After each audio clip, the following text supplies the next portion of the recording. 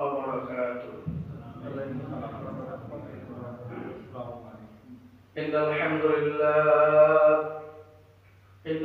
لله الأقرب الذي جعل الشمس والقمر بحسبان وكرم وعلمه من البيان ما لم يعلم فسبحان الذي لا يحصى امتنانه باللسان ولا بالقلم نشهد أن لا إله إلا الله وحده لا شريك له ونشهد أن محمدا عبده ورسوله الذي أرسله بالحق بشيرا ونذيرا وداعيا إلى الله بإذنه وسراجا وقمرا منيرا أما بعد فأعوذ بالله من الشيطان الرجيم بسم الله الرحمن الرحيم لا يذوقون فيها بردا ولا شرابا إلا حميما وغساقا جزاء وفاقا إنهم كانوا لا يرجون حسابا وكذبوا بآياتنا كذابا وكل شيء أحصيناه كتابا فذوقوا فلن نزيدكم إلا عذابا صدق الله العظيم قال رسول الله صلى الله عليه وسلم كلكم راع وكلكم مسؤول عن رعيته فالإمام راع ومسؤول عن رعيته إلى آخر الحديث إن الله وملائكته يصلون على النبي يا أيها الذين آمنوا صلوا عليه وسلموا تسليما اللهم صل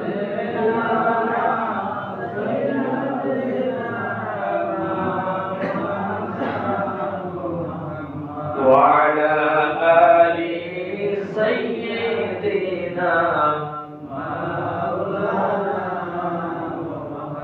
मक्का से जवार करे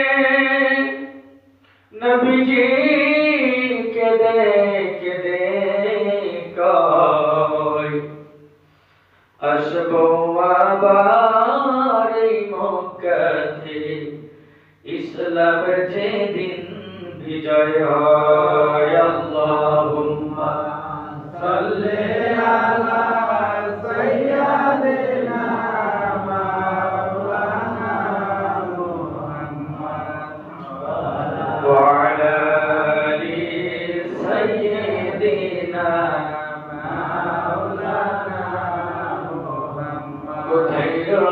अबू बकर उमर ओहे उस्मान हे आली আপনাদের বিহনে আজকের ইসলাম মদিনার প্রাণে জয় সই আল্লাহুম্মা সাল্লি আলা সাইয়্যিদিনা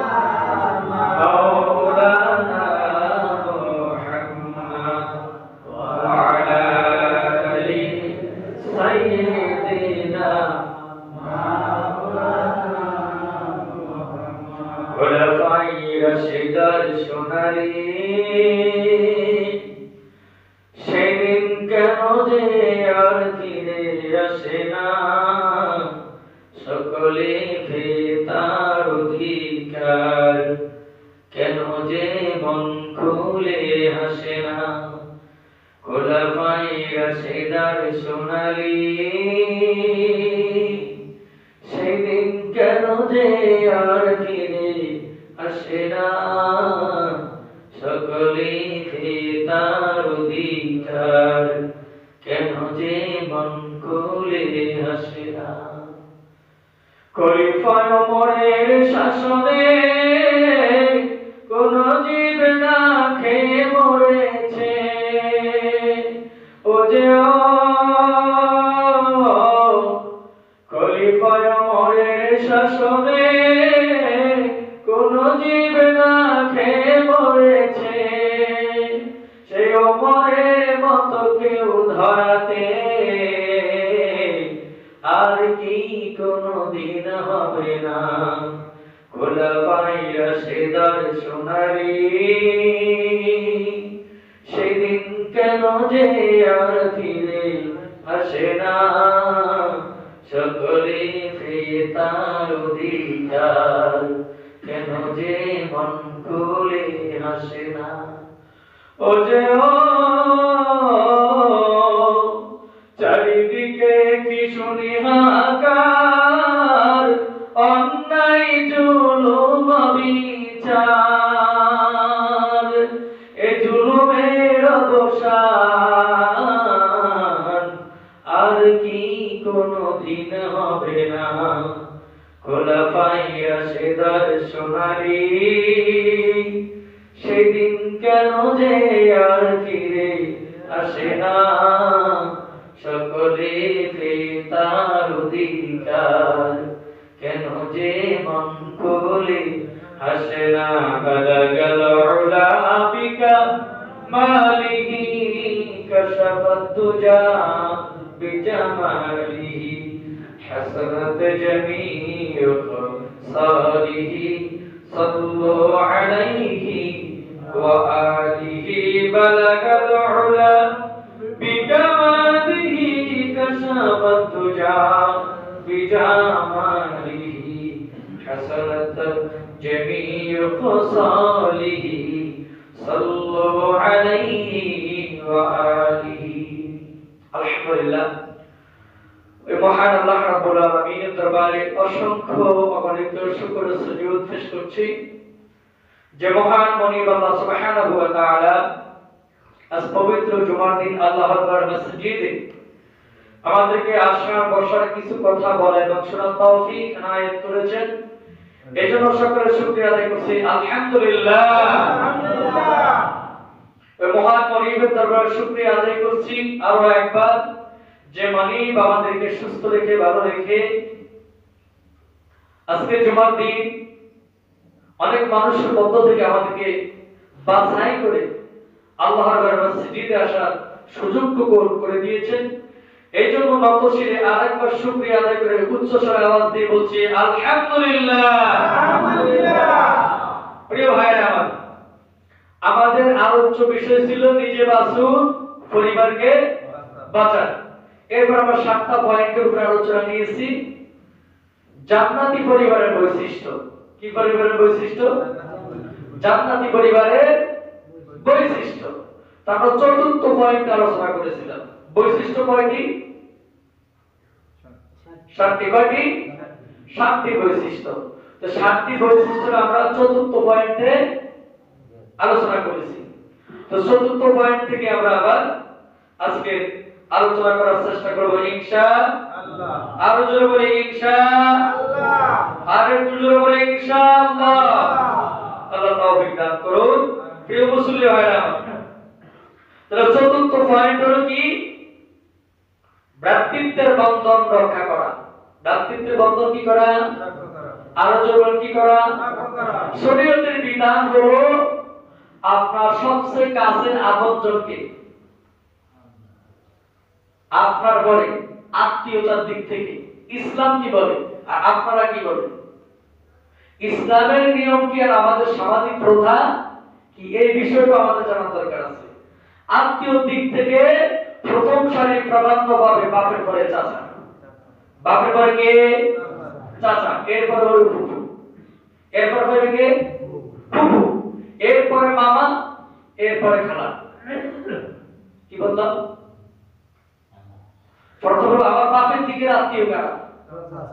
চাচা এবং ফুফু। এটা কার দিকের আত্মীয়? প্রাধান্য পাবে কারা? কথা আমরা বুঝুন না নাকি? কথা বোঝা যায় মুরব্বীরা?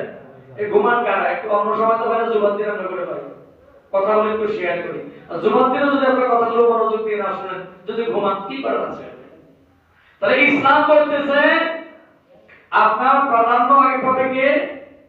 চাচা, ফুফু, মামা, খালা। কিন্তু আজকে সমাজে প্রথাটা কি এরকম আছে? কথা বলেন আছে? আগে আগে প্রাধান্য পায় মামা। বর্তমান সমাজ আগে প্রাধান্য পায় কে? মামা। এরপরে পায় কে? খালা। এরপরে যদি প্রয়োজন মনে করে চাচারে বললে বলে না বললে ফুফু তো সিরিয়ালের বাইরে। ফুফুর 6 মাস নামাজ এমনও ফ্যামিলি আছে বছরের পর বছর চলে যায়। আমার বাবার আপন বোন, আমার ফুফু আমার রক্তের আত্মীয়, কিন্তু ফুফুর পরিচয় দিতে অনেকে লজ্জাবোধ করে, খোঁজ খবর নেয় না। এটা কি আমি আমার সমাজের কথা বলছি, আপনাদের কথা বলছি না। কারণ এই এলাকার সম্বন্ধে আমার তো ধারণা নেই। আছে রে? আমি নতুন না এখানে। তাহলে ভাইরা আমার, ভ্রাতৃত্বের বন্ধন রক্ষা করা, ভ্রাতৃত্বের একজন মুসলমান অপর মুসলমানের ভ্রাতৃত্বের বন্ধন কিভাবে রক্ষা করবে? আজ থেকে ১,৫০০ বছর আগে যে আদর্শ শিক্ষা দিয়েছেন নবী মুহাম্মদুর রাসূলুল্লাহ সাল্লাল্লাহু আলাইহি ওয়াসাল্লাম। আল্লাহর নবী যখন মক্কা থেকে মদিনায় গেলেন, যারা মদিনায় তারা হলো আনসার, আর যারা হিজরত করে গেছে তারা হলো মুহাজির। তারা কি?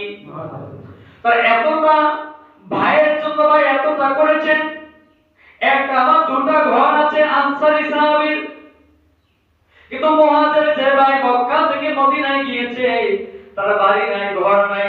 যারা ঘরের মতো তারা বাড়ি নাই, ঘর নাই, অর্থ নাই, সম্পদ নাই, টাকা নাই, জমি নাই, জমা নাই। আনসারী সাহাবীরা যাদের দুটি ঘর ছিল, তারা একটা ঘর মুহাজির সাহাবী ভাইয়ের জন্য ছেড়ে দিয়েছে। সুবহানাল্লাহ। আরো জোরে সুবহানাল্লাহ। আরো জোরে বলেন সুবহানাল্লাহ। সুবহানাল্লাহ। অর্থাৎ এমন একটা পর্যায়ে তাদের ভিতরে তৈরি হয়েছে, যাদের দুটি, তিনটি, চারটি বউ ছিল, পরিবার ছিল, তাদেরকে বলেছে আমার ভাই দেশ থেকে ইসলামের জন্য তাদেরকে থাকতে দেওয়া হয়নি। তারা মক্কা ছেড়ে মদিনায় হিজরত করেছে। আমার ভাইয়ের পরিবার নাই, তার পরিবারের প্রয়োজন আছে না নাই? আছে। কথা বলতে কেন আছে না নাই? আছে। আজকের সমাজ দেখেন, ইসলাম বলে কি আর সমাজ করে কি? ইসলাম বলে ভাই তোমার মরে গেছে, বাবা জীবিত রয়েছে, তুমি বাবাকে বিবাহ করাও। কি করো? বিবাহ করো। আজকের সমাজ সেটাকে বোঝা মনে করে। কি মনে করে? বোঝা। এজন্য মনে করে আমার বাবাকে যদি বিবাহ করায়, ওই ঘরের সন্তান যদি নয় আমার সম্পদের অংশীদার হবে। এজন্য বউয়ের কাজ, নিজের স্ত্রীর কাজ কখনো মেয়েকে দিয়ে, পুত্রবধূকে দিয়ে সম্ভব হবে না। হবে মানে সব কাজ সম্ভব নয়। তো ব্যাপার দাঁড়ানো কেন? প্রিয় ভাইরা আমার, ইসলাম কি বলছে? ভ্রাতৃত্বের বন্ধন রক্ষা কিভাবে করতে হবে নবী মুহাম্মদ রাসূলুল্লাহ সাল্লাল্লাহু আলাইহি ওয়াসাল্লাম শিক্ষা দিয়েছেন। এমন একটি সোনালী সমাজ উপহার দিয়েছেন, এমন ভ্রাতৃত্বের বন্ধন তারা স্থাপন করে দিয়েছেন। আজও মানুষ যখন ভ্রাতৃত্বের বন্ধনের কথা বলে ১,৫০০ বছর আগের কথা স্মরণ করে, কি করে না? ওই সমাজকে তৈরি হবে হবে যদি সেই মদিনার আদর্শ যদি আপনি মেনে নিতে পারেন, তাহলে আদর্শ সম্ভব। প্রিয় ভাইরা আমার, তাহলে পঞ্চম নাম্বার হলো পরিবারের ফরজ ওয়াজিব কার্যকরী করা। পরিবারে কি করা? ভাই কথা বল, পরিবারে কি করা? পরিবারে কি করা? ফরজ ওয়াজিব কার্যকরী করা। আমি নিজে শুধু ফরজ ওয়াজিব পালন করলে হবে না, আল্লাহ নবী সাল্লাল্লাহু আলাইহি ওয়াসাল্লাম বলেছেন, قال رسول الله صلى الله عليه وسلم كلكم راع وكلكم مسؤول عن رعيته والإمام راع ومسؤول عن رعيته إلى آخر الحديث। আল্লাহ নবী বলেছেন প্রতিটা মানুষ হলো দায়িত্বশীল, প্রতিটি মানুষ হলো রক্ষক। শুধু আপনি পুরুষ, আপনি রক্ষক নয়।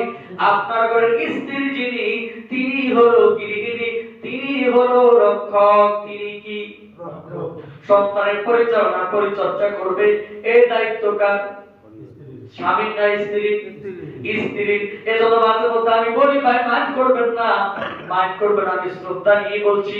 এক ভাই বলতেন, আমরা দুই ভাই তবলিগ করি, বোঝা জোতা পায়, বাড়ির কাছে গরু বাছুর রায়ে বাঁধে মায়।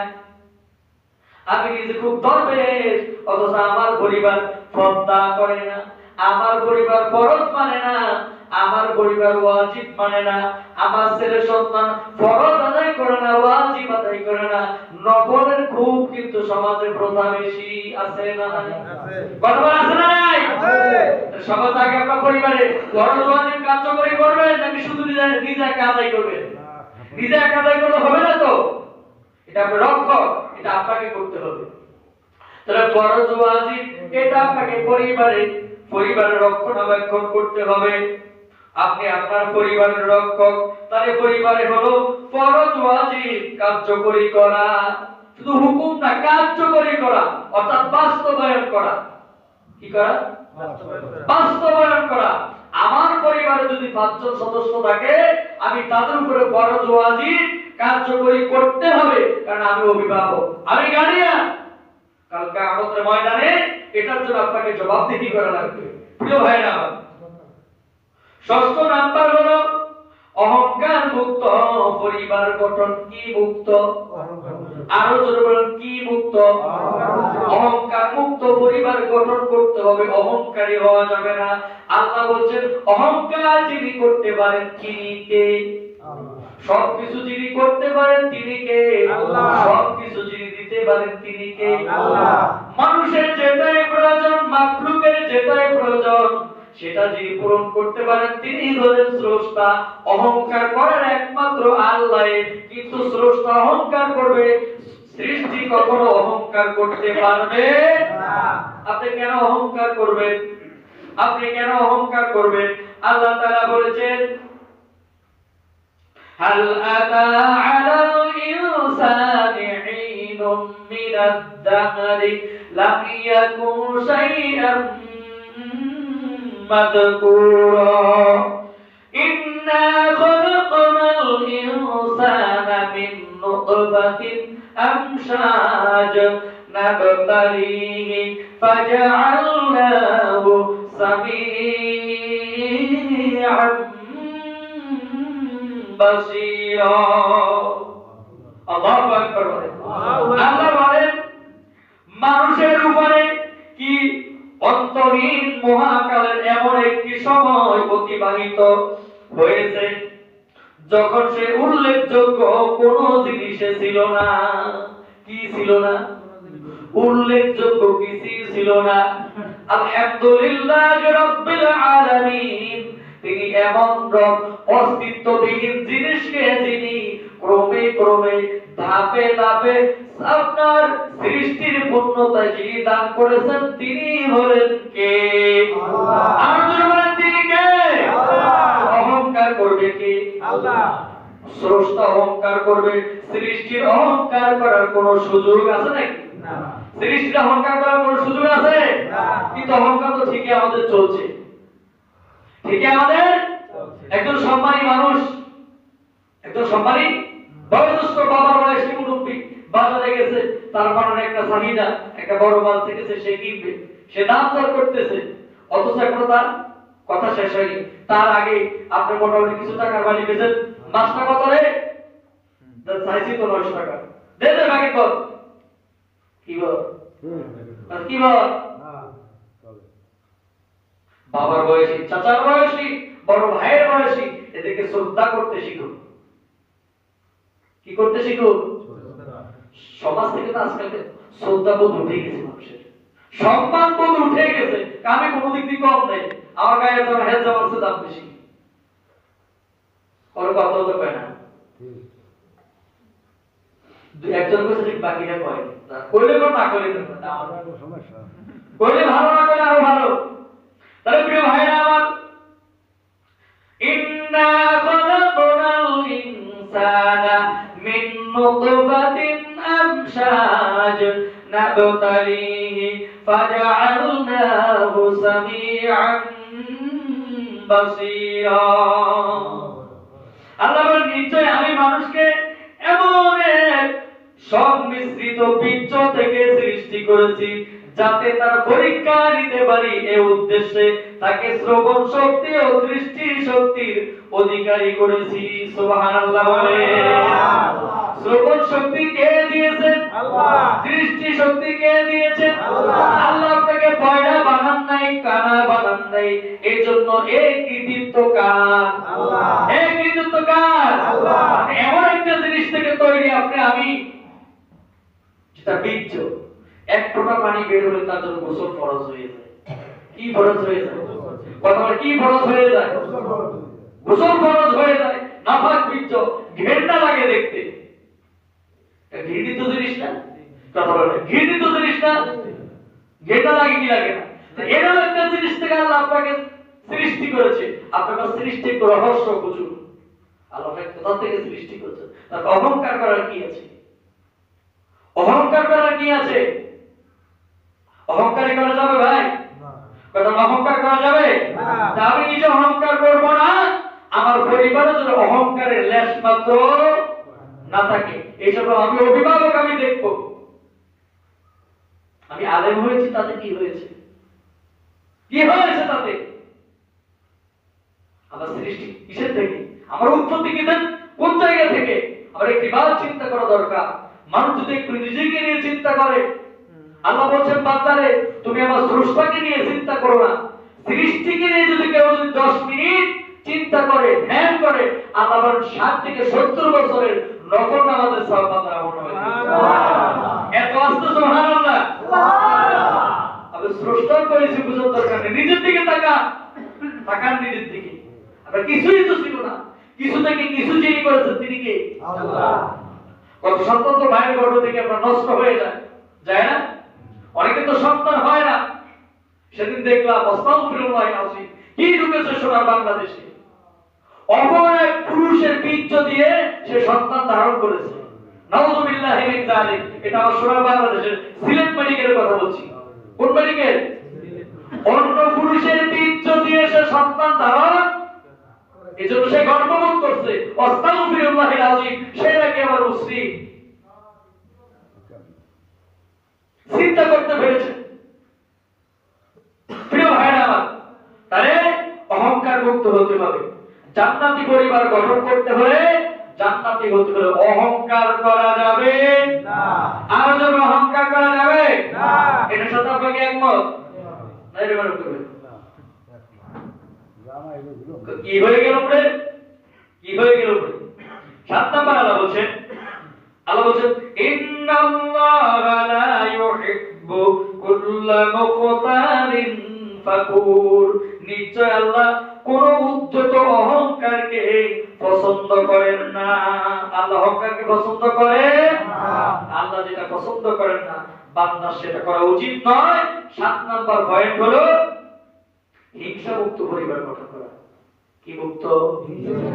আপনি হিংসা, যেটা নিয়ে হিংসা করা যায় সেই হিংসা করে না। আর যে হিংসা করলে আপনার বরবাদ হয়ে যাবে, যে হিংসা করলে আপনার বরবাদ হয়ে যাবে আপনার জীবনের ভালো কাজগুলো, আপনি সেটা নিয়ে হিংসা করছেন। আপনি হিংসা করবেন আজকে ওই ব্যক্তি 5 ওয়াক্ত জামাতে নামাজ পড়ে, আমি তাহাজ্জুদ মসজিদে যাই বলবো। কি কথা এরকম না নাকি? কথা বলেন না, এরকম হওয়া উচিত না? সে দিনের কাজে 2 টাকা দিছে, আমি দিনের কাজের জন্য 10 টাকা দেব। এটা নিয়ে প্রতিযোগিতা করেন, এটা নিয়ে হিংসা করেন, তখন এটা নিয়ে হিংসা না। আজকে সমাজে এমনটি হয়েছে, মুসলমানের কেউ যদি উপরের দিকে উঠতে চায়, উঠবে কেমনে? ধরার পাওয়া নাই। যে আল্লাহ যদি কাউকে উঠাইতে চায়, দুনিয়ার সমস্ত মানুষ একাত্রিত হয়ে যদি তাকে নিচে নামাইতে চায়, পারবে না।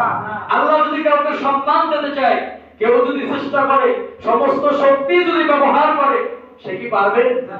আলেমদের সম্মান কে দিয়েছেন? আল্লাহ। ইন্নামা ইয়াখশাল্লাহু মিন ইবাদিহি উলামা। আল্লাহ বলেন আল্লাহর জমিনে আল্লাহকে সবচেয়ে বেশি ভয় করে আলেমেরা। কারা? কারা ভয় করে? আলেমের সম্মান বাড়িয়েছেন কে? আল্লাহ। আল্লাহ এবং তার রাসূল বাড়িয়েছেন। কিন্তু আজকে সমাজ, আজকে মানুষ, আজকে রাজনৈতিক নেতৃবৃন্দ যারা, তারা আলেমদেরকে হেনস্থা করতে চায়। এটা কোশ্চিন কারো সম্ভব না। সোনার বাংলাদেশে গেল হওয়ার কথা বলছি, একজন আলেম হক কথা বলার কারণে তাকে পিটিয়ে হত্যা করা হয়েছে। এর নাম কি স্বাধীনতা? এই স্বাধীনতা চেয়েছিলেন? আজকে যে সমস্ত যারা মৃত্যুবরণ করেছে তারা যদি এই চিত্র দেখতো তারা তো কেন স্বাধীন করলাম আমরা বাংলাদেশ? এই স্বাধীন দেশ তো আমরা চাইনি। যে স্বাধীন দেশে আমরা বুক খুলে কথা বলতে পারবো না, আমাদের ন্যায্য অধিকারের কথা বলতে পারবো না, কেমন দেশ, কেমন স্বাধীন দেশ? আমরা তো পরাধীন, স্বাধীন নয়। আমরা তখনও পরাধীন ছিলাম, এখনো পরাধীনে রয়ে গেছি। আমরা স্বাধীন হতে পারি নাই। আজকে আলেম ওলামা নির্যাতিত, নিগৃহীত, বঞ্চিত, লাঞ্ছিত। কেন?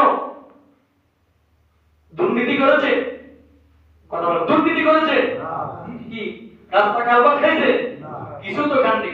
তারা সত্যের পক্ষে সোচ্চার হয়েছে। আজকে স্বাধীনতার সূচনা যাদেরকে দিয়ে হয়েছে, 50,000 আলেমের জীবনের বিনিময়ে আপনার ভারত ভূখণ্ড স্বাধীনতা পেয়েছে। ব্রিটিশরা 50,000 আলেমকে হত্যা করেছে। আলেমদের হত্যার বিনিময়ে আজকে আমরা স্বাধীন দেশ পেয়েছি। আজকে আমরা আলেমের কথা বললে আজকে আমরা হয়ে যায় জঙ্গি। কি হয়ে যায়? জঙ্গি। বিচারক কিন্তু একজন আছে, আলাইসাল্লাহু বিআহকামিল, সকল বিচারকের বিচারক। এজন্য অহংকারী হওয়ার কোন সুযোগ নাই। স্যারে ভাই মনে হচ্ছে গিয়ার তো আমি ভাইছি চালাই আছে। স্যার যখন ঘুরে ধরে, আমি তো দেখেছি, আমরা এক জায়গায় গেছি দাওয়াত খেতে, কথা লম্বা হয়ে যাচ্ছে, বলছে লম্বা হয়ে যাচ্ছে, তো কিছু বলছে নিচে, কিছু বলছে উপরে, সবাই বুঝুক, কিছু বলছে উপরে, কিছু বলছে কি আপনার বয়া ছিল ঘুরে খাওয়া। ভাই আমাদের বাড়ি ওদিকে আসছিল না, কালকে রাতে লম্বা একটা দরজা আছে, একবারে এক পাশ ডাইবে সব উল্টে বসে কই, উল্টে বসে কই, নিচে কোথায় বসে? এই জন্য আল্লাহ আপনাকে উপরে উঠাইছে, আবার যারা আপনি নিচে বানাইতে পারবেন না, এটা কেন মনে করে? পারেন কি পারেন না? আল্লাহ সকল বিচারকের বিচারক। প্রিয় ভাইরা, তাহলে আমরা আজকে 7টা পয়েন্ট আপনাদেরকে বলে দিচ্ছি একবারে। নাম্বার 1, আসমানি জ্ঞান চর্চা। কি জ্ঞান? কি জ্ঞান? আসমানি জ্ঞান। আসমানি জ্ঞান চর্চা করুন কইছে শিশুদেরকে আসমানি জ্ঞান কোথায় শিখাবে? নুরানি মাদ্রাসাতে। আসমানি জ্ঞান কোরআন হাদিস পড়ায় কোথায়? মাদ্রাসাতে শিখাবেন কই? 2 নাম্বার হলো আপনার পরিবারে নামাজ প্রতিষ্ঠিত করা। পরিবারে কি প্রতিষ্ঠিত করা? নামাজ প্রতিষ্ঠিত করা। 3 নম্বরে কথাবার্তা শালীন হওয়া, অশালীন নয়। 4 নম্বরে ভ্রাতৃত্বের বন্ধন রক্ষা করা। 5 নম্বর হলো পরিবারে ফরজ ওয়াজিব কার্যকরী করা। 6 নম্বর হলো অহংকার মুক্ত পরিবার গঠন করা। 7 নম্বর হলো হিংসা মুক্ত পরিবার গঠন করা। 7 পয়েন্টের আমাদের আলোচনা আজকে ইতি। আগামী জুমে আল্লাহ তাআলা যদি হায়াত বাঁচান তো ভিন্ন একটা বিষয় নিয়ে ধারাবাহিক আলোচনা করার চেষ্টা করব ইনশাআল্লাহ। আমাদের প্রত্যেককে ততক্ষণ পর্যন্ত নেক হায়াত দান করুন। সকলের সুস্বাস্থ্য কামনা করছি। আমার হানিফ ভাই অপারেশন হয়ে আসছেন, অসুস্থ, আমরা তার জন্য দোয়া করব, আল্লাহ যেন তাকে পুরোপুরি সুস্থ করে দেন। আমিন।